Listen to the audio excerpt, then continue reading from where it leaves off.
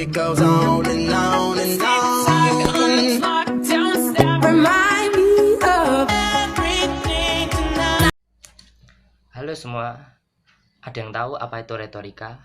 Dalam Kamus Besar Bahasa Indonesia, retorika adalah suatu keterampilan berbahasa secara efektif. Artian sempit, retorika membahas mengenai kemampuan berbicara. Kemudian dalam artian luas, retorika memiliki arti yaitu penggunaan bahasa lisan dan tulisan. Adapun tokoh-tokoh yang sangat berpengaruh dalam retorika antara lain Aristoteles, Plato, Socrates. Sejarah retorika klasik dibagi menjadi 4 bagian. Yang pertama, retorika Yunani kuno. Retorika Yunani kuno tumbuh dan berkembang di Yunani pada abad 5-6 sebelum Masehi. Retorika Yunani kuno terbagi menjadi beberapa bagian. Yang pertama, retorika Atik. Yang kedua, retorika Sofis. Yang ketiga, retorika Plato. Dan yang keempat, retorika Aristoteles. Beberapa tokoh retorika terkenal di Yunani meliputi Korax, Gorgias, Plato, dan Aristoteles. Yang kedua, retorika Romawi kuno. Setelah Yunani runtuh, simbol kejayaan digantikan oleh Romawi. Sistem pemerintahan Romawi yang berbentuk republik memiliki senat, yaitu badan yang mewakili wewenang untuk mengambil kebijakan-kebijakan penting. Kondisi tersebut menjadikan para senator melengkapi diri mereka dengan kecakapan retorika atau berpidato. Oleh karena itu, sekolah retorika, buku retorika, dan pamor guru retorika memiliki kehormatan yang tinggi di kalangan masyarakat Romawi. Tokoh retorika terkenal di Romawi yaitu Cicero dan Quintilianus.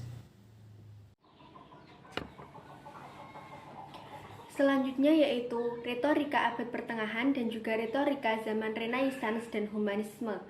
Retorika abad pertengahan. Pada abad pertengahan, retorika mengalami masa kegelapan. Karena pada saat umat Kristen berkuasa, retorika dianggap sebagai kesenian jahiliyah.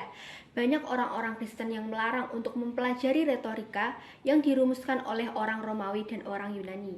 1 abad kemudian, muncullah peradaban dari timur, yakni seorang nabi, Nabi Muhammad SAW, menyampaikan firman Tuhan pada Quran surat keempat ayat 63 yang berbunyi, "Berilah mereka nasihat dan berbicaralah kepada mereka dengan pembicaraan yang menyentuh jiwa mereka." Nabi Muhammad sendiri merupakan seorang pembicara yang sangat fasih.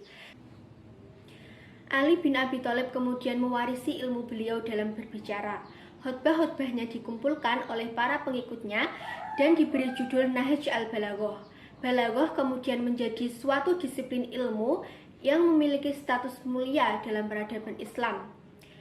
Kemudian umat Islam mempelajari balaghah sebagai pengganti retorika. Selanjutnya yaitu retorika zaman Renaissance dan juga humanisme.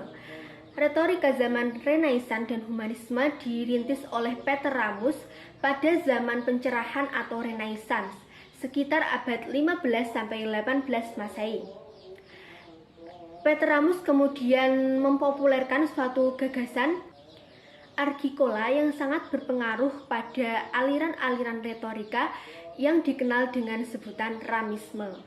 Gerakan humanisme di Prancis dalam aspek tertentu telah melahirkan penyair, pengarang, kemudian moralis, dan pengkhotbah yang terkenal.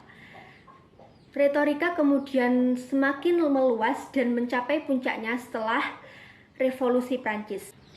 Tokoh-tokoh retorika dari Prancis yang terkenal diantaranya yaitu Mirabeau, Napoleon Bonaparte, dan juga De Gaulle.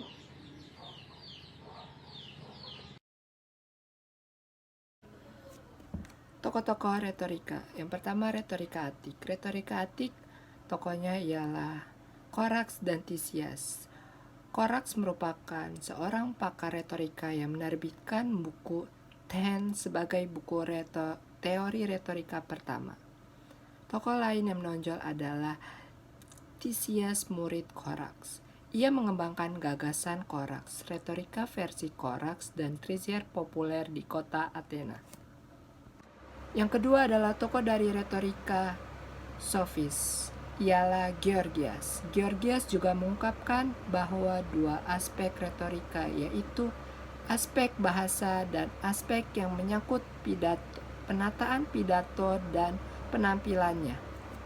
Yang ketiga adalah tokoh dari retorika Plato. Retorika Plato didirikan oleh Plato.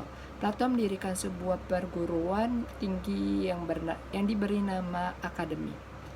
Dan teori tokoh-tokoh retorika yang lainnya adalah